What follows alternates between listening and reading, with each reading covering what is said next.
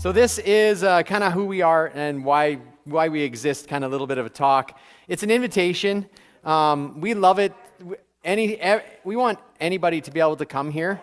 And I know sometimes that's difficult, and you don't have to grow up going to church to come to youth group. You're totally welcome to come. And so this is why. So our talk today is entitled "A Place to Belong, Be Loved, and Be Known." So here's what we want to create on Wednesday nights. We want to create a place for you. And it starts with be loved. We want this place to be a place where you can come and be loved. And you might think, oh, okay, that's nice. But that's a really hard thing to do. It's really difficult to love people, right? We all struggle with that. It's very difficult. But this is the kind of environment we want to create. And so as a leadership team, we're going to try our hardest. But if it's just us trying, then it's probably not going to work. We need you guys to kind of go like, oh, okay. You're part of it. So if we want this place for anybody who decides to come on a Wednesday night to feel like they're loved here, then we have to work together. And that's hard. And sometimes there's going to be like things that you don't feel that loved, right? But here's the thing about an environment where you feel like you're loved is that sometimes when things go sideways, that's actually not a sign that you're not loved. The sign that you are loved is that when you come back, you can show grace and mercy to that other person or people or whoever. Maybe somebody offended you, and the person who offended you can go like, "Man, I'm sorry. I didn't realize that it hurt you. I'm sorry about that." Right? So we're trying to create this environment. It's very hard because there's lots of different elements involved in trying to create a space where people feel loved. And so, but this is why we do this. This is who our God is. Our God, in fact, the Bible says God is love. It's amazing. Like, really? Yeah, it actually has that statement in it. God is love. In fact, when Jesus was asked, what's the most important thing in the entire Bible? And Jesus responded, everything is summed up like this: love God and love people. That's what it comes down to. He said the whole thing. It all comes down to love God and love people. And so that's our first one. That's why we want to try to create this environment where that happens. Right? Now, we're imperfect and we're going to mess up a few times, but so let's say you're in grade 7, over the course of 6 years, we hope that when you look back and you came to youth for 6 years, let's say, and then graduated, you look back and go like, you know what? Yeah, there were some tougher times, but when I look back, that, you know what? One of the things I remember is I was loved there. And I think that's super important. And we want to welcome you because God loves teenagers, and we have a whole bunch of leaders that you're going to meet in a few minutes here that love teenagers. As crazy as that sounds, because they're adults, right? And there's not a lot of adults that you know that just go like, what, teenagers are getting together? Can I be a part of that? Right? But there's a whole bunch here, right? And I've been a youth pastor for 21 years now, and I worked with youth before that as a volunteer because I love teenagers. I think teenagers are awesome. And so I hope you at least get that from me. I'm going to try my hardest to do that, and our leadership team is going to do our best to do that, and we're going to, even a punch in the shoulder sometimes is showing love, right? There you go. And we're just asking you guys to join us in creating that environment.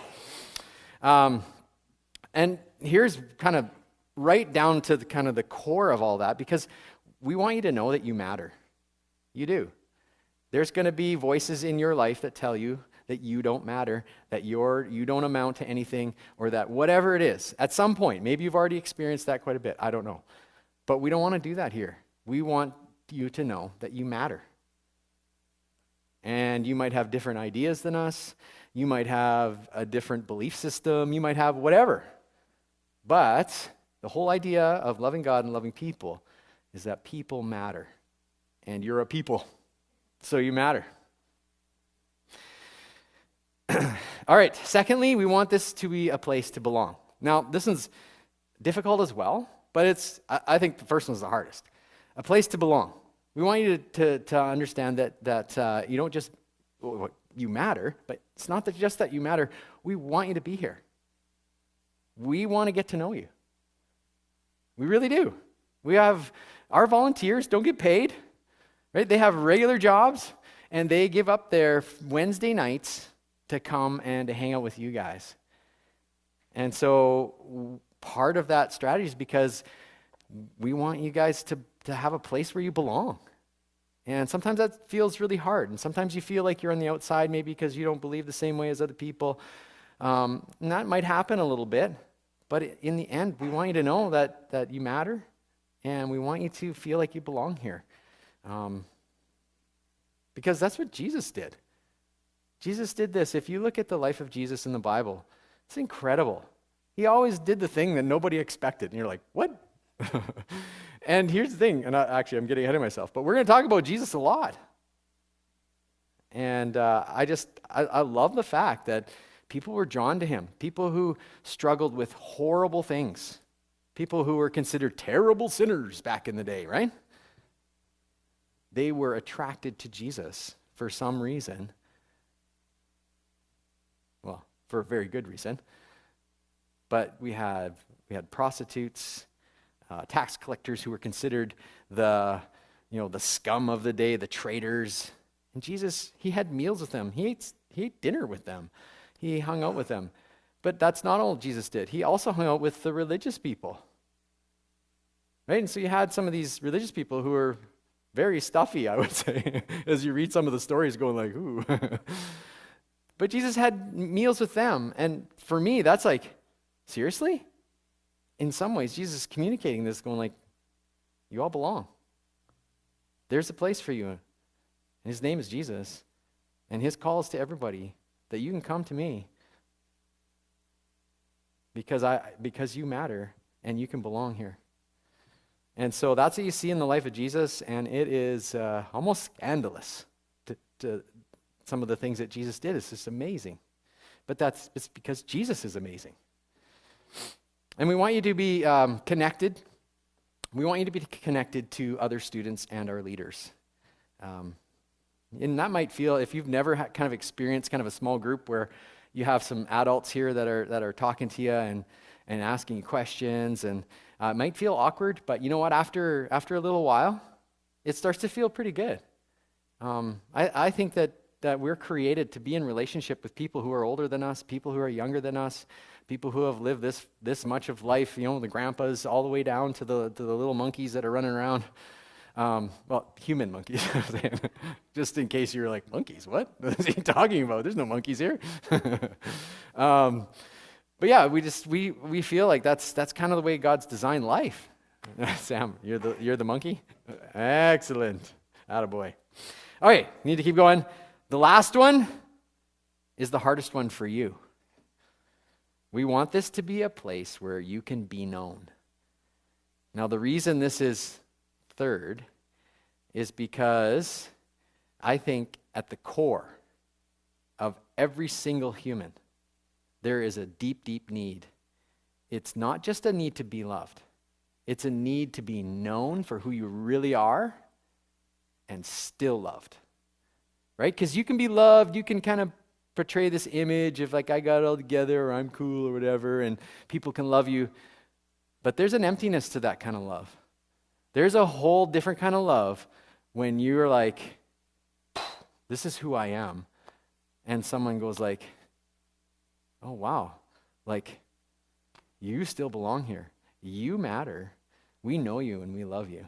And so we're going to try our best as a leadership team to do this. And again, we need you guys to know this is difficult, and we can't do it without you. Because here's the hard part for you guys. It's too easy to hide who you really are. And why do we hide who we really are? I think in the end, it's because we're really worried if people really knew who we were, then they wouldn't love us anymore. And so we want to try to eliminate that last option. We want to know you. We want to create this safe place where you can be known. And even those scary things where you can be known, and we're going to still love you. Because that's what our God does. He knows you completely. And his love is so much greater than you can even imagine for you. It just blows my mind. You can't hide from God. He knows you. He made you. And so we're going to try our best to create this and make this a safe place where you can talk about life and explore faith and explore the things of Jesus, explore what we're talking about in the Bible. And we want you to wrestle with stuff. We want you to try to figure things out. We want to, as a leadership team, and this is hard, by the way, for students. Like, it's really hard to be in conversation with a student or with anyone, really, who maybe doesn't believe what we believe or is, we're trying to figure out what they're talking about. It's hard to ask really good questions and still go like, no, I want you to be honest. Just what's in your heart. Wrestle through some of those doubts. Because here's one of my fears as a youth pastor, that you would go through, let's say, grade 6 or grade 7, all the way through to grade 12, and never talk about your doubts. Never find that there's a safe place. You know what happens to those doubts? They take you hostage, is what happens, because there's not a safe place to wrestle through them. So I am convinced of the way Jesus, convinced to the core of my being. And I'm also convinced that if you just taste it, if you open yourself up to what Jesus has for you and go like, yeah, I want to try this, and you wrestle through those issues that in our culture and where the Bible is different, I'm not scared you're going to somehow go like, after you've deeply wrestled and thought about these things and prayed about them and been with leaders and other students who love you, that you're just going to go like, it's all stupid. That's why this love part is so important, because that's pretty hard to fake, that we're gonna do our best to love you. And so we want you to be honest, wrestle with the doubts, get them out here. The worst place in the world is to go off to university, to hide all those doubts, just to pretend that you maybe know all the answers, but just to pretend that you're actually living them or whatever. And to go off to college or university, and then what? Those doubts are going to start coming up, and you won't have a safe place to wrestle through them. And so, yeah. Anyway, I got to keep going here. I said this is 15 minutes, so we've already had like 12. Okay, so here's some of the goals that we want to do. We want to shoot for at Ignite. First one, this is the whole reason that we're doing this, is we want to connect you with Jesus. We want you to get to know him, to discover who Jesus is, and we want you to love him. And it takes a while, right? I'm not talking about romantic love, where you have a romantic relationship with Jesus. That's a little weird for me. Jesus was a Jewish man. That feels a little awkward for me. And for anybody, it should be. It's not a romantic. We're not looking for a romantic relationship with Jesus. We want to get to know him, and we want to start to understand his love for us, because he always initiates. And then we start to love him back. It's amazing. And it's a great place to discover and learn who Jesus is, this Ignite. We're gonna talk about Jesus a lot. I think I mentioned this a few minutes ago. We're going to talk about him a lot. He always comes up. It's awesome. And here's the deal, because we believe that loving Jesus is what will be the most important thing you take with you when you leave youth group. That's, my personal kind of thought is if you get to know who Jesus really is and you get to love him, it's pretty hard to shake a faith like that. If all you have is answers, and if all you have is a religion and a bunch of rules, I don't think you're going to last. It sure isn't going to look like love to the people around you, that's for sure. But if you get to know who Jesus is and you actually begin to love him, I think that's a game changer. Secondly, one of our goals is we want you to make your faith your own. Now, we're not assuming everybody's Christians here. Again, it's a place where you can belong if you're exploring faith, or you're just like, my friend invited me, I don't even care. I was going to say, I don't care. Well, I kind of do, but in the end, we just want you to be here.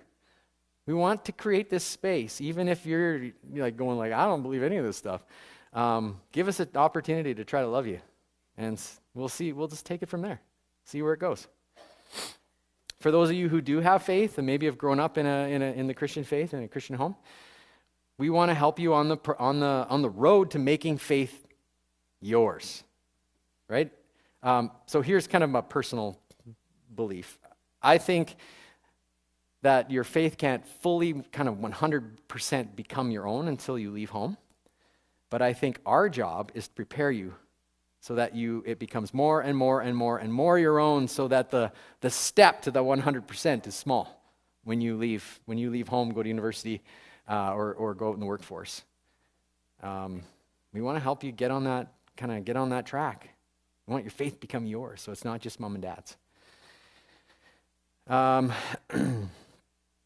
So here's okay. I'll just skip to the last point here. We are committed to teaching truth, but we want to tell you. I can't read right now. We're committed to teaching the truth, meaning we're going to teach the Bible. We're going to teach what it says. We're going to explore who God is. We're going to, I think, answer some really tough questions about God. I really like doing that. In fact, one of the things that we do in our youth ministry is called Text in Your Question Night. We're going to do at least a couple of those this year again, maybe more, where you can text in any question, and I'll give it my best shot to answer. Every question is doable, right? And usually we have so many questions we can't even answer them all. But we do our best. And I think those are really important nights, because one of the things that we're about, we're committed to teaching the truth, but we don't want to tell you what to think. Okay? We're going to teach the truth. I am not interested in telling you need to think like this, or you blah, blah, blah, whatever. What I would really like to do is to help you to learn to think. Because we're talking about Jesus, but there's also an enemy out there. And so if you've just been told what to think, well, when somebody else tells you what to think, maybe you're going to do that. And we have a very crafty enemy who's got lots of deceit and all sorts of stuff. And I think one of the greatest gifts that you can take away from our youth ministry is because what you learned here was to think for yourself. I want to learn how to think, so that when I'm confronted by some of these problems, and I don't have a youth group or a youth pastor, or maybe even you're in a new city and you don't know anybody, that you've learned at least those first steps. How do I think for myself? How do I think these through? How do I understand the lies and the different things that are out there that the enemy just really wants to trap me and crush me and destroy me, right? Instead of just laughing it off. Like, how do I do that? And so we want to help you to learn how to think about things, how to think about spiritual things especially. So we don't want to just tell you what to think. Thirdly, we want you to start to care about the things that God cares about. I think this is so important. As you grow in your faith and as you get to love Jesus a little bit more, what happens is you start to care about the things that Jesus cares about. And that's kind of shocking sometimes, because Jesus cares about a lot of stuff. He cares about people the most. He cares about lost people. He cares about teenagers a lot. He cares about everyone. He cares about kids that have grown up in the church and struggle with this idea of faith and not sure they're in or out, but they're maybe worried about voicing it because everyone will think they're a terrible person or something, right? Again, we want to create this safe place where you can wrestle with those doubts. Because I think as you do that, you'll start to care about the things that God cares about. God cares about the down and outs, cares about the poor, He cares about the vulnerable, He cares about the rich people, He cares about celebrities, He cares about everybody. There's no one He doesn't care about. Because the Bible is really clear in numerous places that it's God's desire that all would come to Him, that He wants salvation for everyone, that Jesus went through a horrific ordeal, death on a cross, which was a device of torture at the time. It wasn't just for a select group of little people, or a little group of people, not little people. That's just kind of weird. That He did it because He had this incredible love that we can't even fathom, that it's His desire, that He paved a way for every single person in the entire world can be saved through him. And it's his desire that all would come to repentance, meaning they turn their lives around and give their lives to Jesus. That's his desire. Yeah, okay, we'll skip to the next one here. Finally, we want you to stand firm in your faith when you graduate. And I think that's maybe something that's been communicated already through this talk. One of the reasons, one of the negative, I guess, reasons that I'm still a youth pastor, because I only thought I'd be a youth pastor for a few years. I was really wrong. Is because the statistics of students that grow up in the church and then leave their faith behind when they kind of leave their homes is staggering. It's like 77%. It's pretty crazy. I hate that stat. But it's one of the reasons why I feel like it's so important to have this youth ministry focus on the things that we do. We want you to know and love Jesus because we want you to stand. We don't want you to be a statistic. The world's tough. Faith is hard. It's hard now. It'll be a lot harder when you graduate. Maybe you can't go like, how could it possibly be harder? It will be. Faith is difficult. Believing is very hard work. It's very difficult to do. But I believe in the core of my being that if you love Jesus, that you've learned how to be close with other believers, to walk closely, be connected to them, that you've made your faith your own, and you start to really care about the things that God cares about, that you'll be equipped to stand, that you'll have the best opportunity to go like, yeah, this isn't just some kind of religion that I'm following in, or just some belief systems that I've inherited. It's something more than that. I'm in a relationship with a real God who loves me. And so that's what we want to do for this whole year. We want to keep introducing you to this God who loves you and wants to be in a relationship with you. And so that's why we do what we do. That's why Ignite on Wednesday nights is structured the way it is. So those are our goals. So everything's up front. We're not trying to trick you into anything. Get you here and then go like, ha, you don't matter. Guess what? So we're not going to pull that kind of stuff. We're going to do our best to introduce you to Jesus and create this place for you where you can be loved and belong and be known. So that's our talk for our first Ignite. We've done this a couple times. It deviates a little bit throughout the years. But that's our heart. And it's just not just my heart. I think I'm communicating on behalf of our leadership. That's our heart for you. We're excited to see you guys here. I'm excited. I'm excited every year because I love students. You can't be a youth pastor for 21 years and not love students, right? Seriously. Like, I don't know. There'd have to be, it would have to be some kind of miracle. But yeah, so God put this love in me for students, and I'm super happy to see every one of you. I'd love to see your friends come.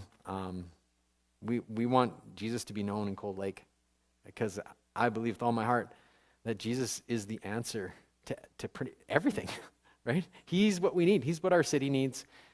He's what I need. He's what you need. And so we're going to talk about Jesus and introduce you to this amazing man who wasn't just a man, who was the God-man, was God with human skin on. That's Jesus. And I mentioned his death. He didn't just die. He was totally dead, but he rose from the dead 3 days later. Amazing. I don't know, I'm sure you've all heard of Easter. That's what we celebrate at Easter. Good Friday, Jesus' death on the cross, and Easter, rising from the dead. Are you kidding me? Well, he's God. If he didn't rise from the dead, would he be God? There'd be a big question. But he actually raised himself from the dead. It's incredible. So that's the Jesus that we're gonna investigate throughout this whole year. So it'll be fun. I think it'll be fun anyway. So for those of you who have been to youth, it's fun, right? Even Broden was like, "This is the best part." So yes, we get to talk about Jesus, talk about the Bible.